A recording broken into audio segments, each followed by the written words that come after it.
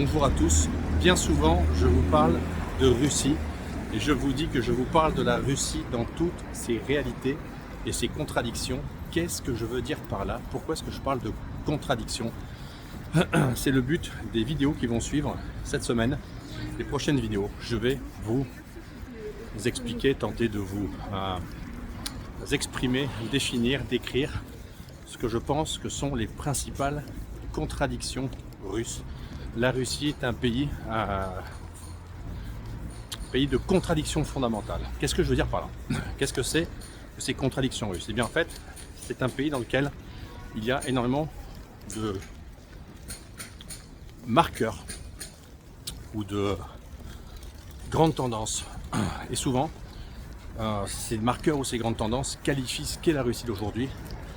Et souvent, ils sont les uns envers les autres contradictoires. C'est-à-dire qu'en fait, on a quelque chose qui est propre à la Russie dans un sens, mais son extrême inverse dans l'autre sens est aussi parfaitement propre à la Russie. Et on se dit, mais d'où vient cette logique d'avoir en fait des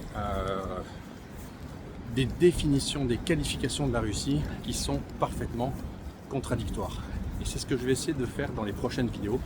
Je vais vous parler en fait de la Russie dans toutes ses contradictions et vous expliquer les principales contradictions russes. Vous voyez derrière moi, ça c'est la Russie.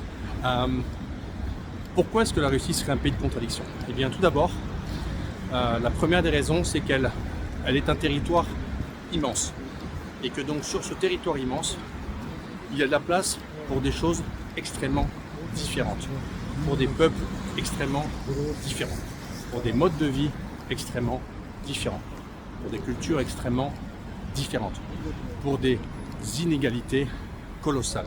Cette vidéo, elle est vraiment à destination des Européens et beaucoup moins à destination des Américains, des Canadiens, puisque les Américains, les Canadiens ont en fait en quelque sorte une expérience de vie sur des territoires gigantissimes, bien souvent sous-peuplés, et au sein desquels il y a, comme en Russie, ces grandes différences, ces grandes inégalités qui sont principalement dues à l'immensité du territoire et à l'impossibilité d'unifier au niveau du standing, du standard général des choses, des espaces aussi grands.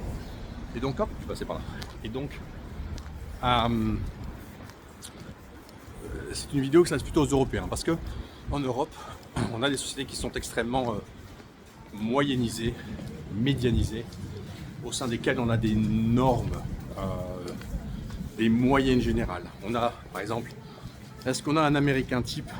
C'est pas clair. Est-ce qu'on a un Russe type? Un Russe moyen? Encore moins sûr. Est-ce qu'on a un Français moyen? Ouais. Est-ce qu'on a un Suisse moyen, un Belge moyen? Oui. Donc en fait, les contradictions russes, c'est le fait que la Russie est un pays d'extrême. Pays immense, mais c'est un pays d'extrême.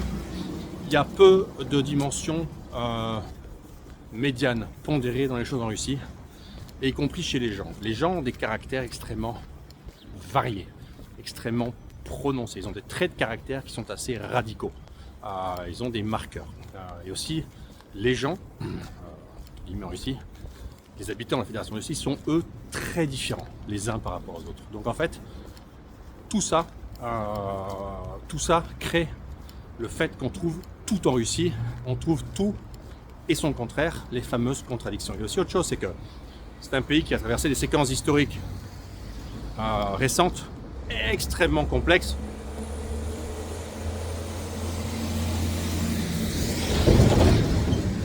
extrêmement chaotiques, extrêmement évolutive, extrêmement variée. On est sorti du communisme, on est rentré 10 ans, on est rentré dans les années 90, 10 ans, on est rentré dans une vague de croissance de 10 ans, 15 ans jusqu'aux premières sanctions, on est rentré dans une Russie post-opération militaire spéciale.